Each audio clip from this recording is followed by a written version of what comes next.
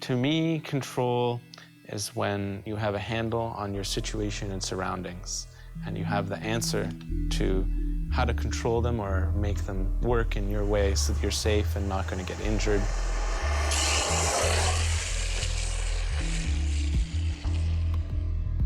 You just simply are having fun with the moment. If you're having fun, then you probably are in control because you're not afraid of what you're doing at the time.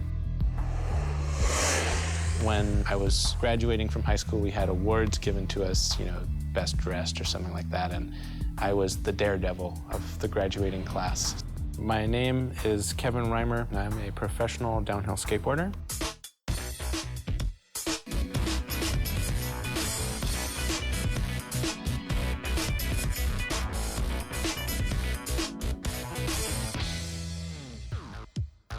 You don't have to be that crazy to ride a downhill skateboard.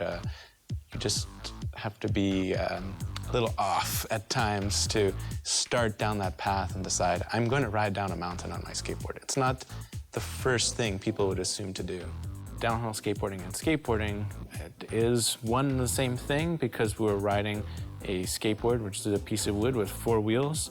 But with downhill skateboarding, it's riding your skateboard down a hill as fast as you can. The format for downhill skateboarding is between 2 and 8-man heats. So the usual is a 4-man heat, and there will be 4 people on the track at the same time racing to the bottom to get to the finish line first. The speed portion of downhill skateboarding is very exciting, of course, and we have the opportunity to go speeds of 130K an hour if we're lucky. But at a certain point, you realize it's not really about going as fast as you can. It's about going as fast as you can and being in control.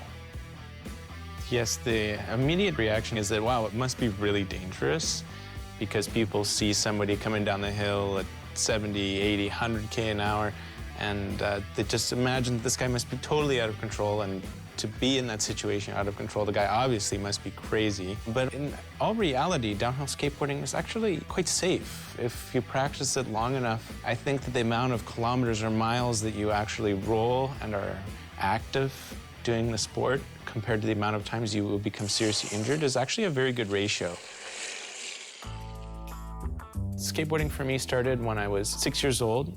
It was when street skateboarding was becoming more and more popular, and I just had to have a skateboard. So I begged and pleaded my parents to get me a skateboard, and my birthday's on Christmas, so they combined my gifts to get me a skateboard. It was quite a decent one, a nice one it looked like, and I picked up the skateboard and I took it out every single day to try to learn how to ollie because I was determined to learn how to get the board to come with my feet when I jumped. And after that, I was just really addicted to riding a skateboard because I'd spent months on it trying to learn that trick.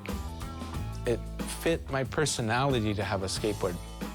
And skateboarding was the fun thing that I was doing, and I was able to identify with it, and I agreed with everything that went with skateboarding. And it was great. But having something like a skateboard that you can combine with the bus was unbeatable.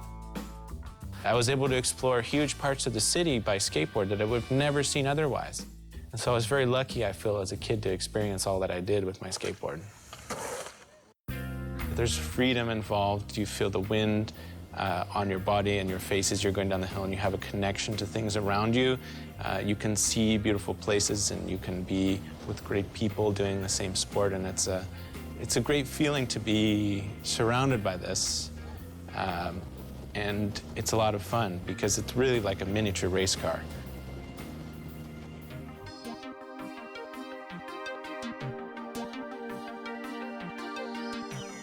The first time that I experienced the downhill skateboard community in Vancouver, and I sat on the side of the road and watched all these people skateboard down the hill, and what I noticed was that there was a significant amount of other people just sort of connected to this community, this scene.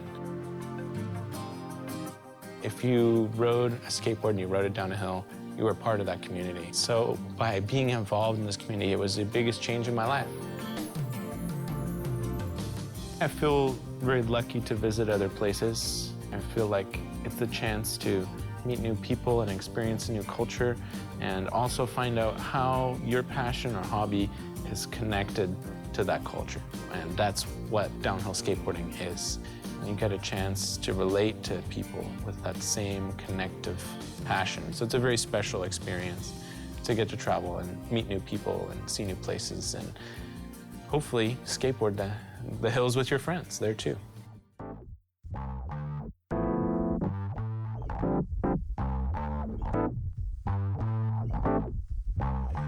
I live at the peak of the pass. So pretty much no matter where I go, there's a hill. It's either uphill to the top of the peak or downhill to the beach. So I live in a pretty opportune spot as a downhill skateboarder. Sure, there are many different helmets that you would need in your life as a downhill skateboarder. We have the more traditional type. This is what most of us would use for racing and for high-level freeriding at high speeds. This is a safe helmet. But then we can range all the way into quite excessive helmets if you start looking at more of this sort of aerodynamic shape. That the ideal reason to use this is when you're in a high-speed race, say you're going over 100k an hour, 60 miles an hour. So that's what this sort of helmet's for. And then of course, all variety of motorcycle and skateboard and paraglide. There's been a lot of different helmets that I've used over the years. The board itself that we ride is quite a bit different from the average skateboard. If you look at it, it's comprised of a much larger and longer board, usually wider and stiffer as well. By doing that, you can limit the amount of twist or flex in the board, which could contribute to wobbles or that sort of thing. So having a stiffer board is quite important. A longer wheelbase is important as well. My profession not only is a downhill skateboarder, as an athlete, but I also spend time designing trucks. And the truck is the steering apparatus on a skateboard. And they vary quite a bit from your traditional street skateboard truck to something more for downhill. It's quite a big change. My design theory has always been to have as few parts as possible and to try to make it as light as possible. People would often say, well, wouldn't you want something heavy when you're going downhill? But that's not really true. It's sort of like having a light tennis racket or a light golf club. You can strike the ball faster with a light club, and in the same sense, you can be faster off the line if you have a light skateboard while you're racing downhill. So this is an option, and there's a lot of fine details that are very particular to the feeling you want out of the truck. But I try to design a truck that works in every case or every scenario, so that somebody can buy one truck that truly does it all. The biggest setback for me had to be when I broke my ankle. It was just after my most successful year. I had won almost every race that I'd entered, and I went into one of the races I was most successful at. I'd won it every single year before then, and it was just a practice run, actually, and I broke my ankle on that practice run. Broke both bones in the ankle in several places, and had to have several surgeries to put screws and plates and things in an ankle. And that was a very big setback, to lose basically years of feeling from the foot. And I've had to adapt quite a bit since then, but the ankle has taken me to another World Series win, so it can't be that bad. But it definitely is something that I think about each time I skateboard, and that's a setback to me. I didn't know if I could be better than the other riders, but I knew that I had a chance. And I knew that if I spent enough time doing it and enough time practicing, that I would stand an even better chance. I've won quite a few races around the world, and I started winning them more consistently pretty much as soon as I got out of high school. So one of my first big wins was one of the fastest races in the world in Brazil. Since then, I've won the World Series twice, won the World Championship, which is a single World Cup, twice. To me, it's much more satisfying or gratifying to win a hard-fought finals. I'm much happier to have had a good race with 3 other very tough riders on the same hill, and I just enjoy good, pure racing when it happens. The limits of downhill skateboarding are very far, but you run the risk of hurting yourself. So there's a limit that makes sense day to day. When it comes to fear, it is when you would make the biggest mistake, is in a situation that you're afraid of. You would probably hold back in that situation where you're afraid. If you hold back at a very important time downhill skateboarding, you could make a mistake that could cost you very greatly. There are major consequences if you're at your limit, and if something arrives that's out of your limit and you're not prepared to make the quickest, fastest, safest move, it could have a grave consequence. Yes, it is crazy. You are riding down a hill on the most small thing possible. I don't really believe there's anything else in this world that you can go as fast on that is so small. But it's really not out of control. It's a rather effective way to get around the hills going down. If you do it often enough, it becomes rather relaxing, and you're really not worried about any situation that could come up at you because you've done it enough times to be safe in that moment, and you have some expectation of what could be around that blind corner, and you should be prepared for that if you've done it enough.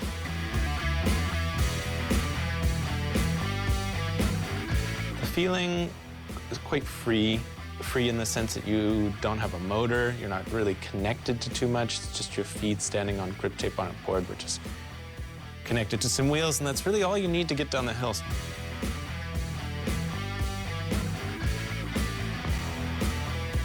There's freedom involved. You feel the wind on your body and your face as you're going down the hill, and you have a connection to things around you. You can see beautiful places, and you can be with great people doing the same sport, and it's a great feeling to be surrounded by this. And it's a lot of fun. Well, now I gotta get up there.